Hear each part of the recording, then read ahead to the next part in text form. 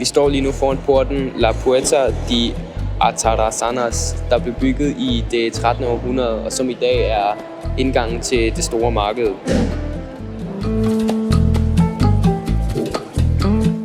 Vi står lige nu midt i markedet her, og som I kan se, så er der rimelig tomt.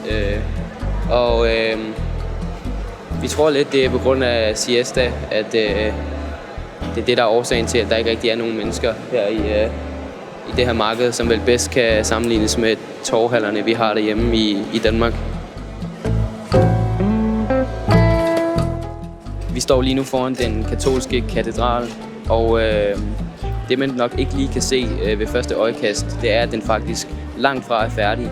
Det vil sige, at den mangler både tag og 2 af de her tårne, som den allerede har et af i forvejen.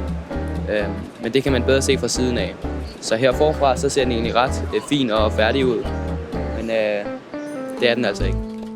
Vi har nu bevæget os lidt længere væk fra katedralen for at få et endnu bedre view af den, og det synes vi selv, vi lykkes ret godt med.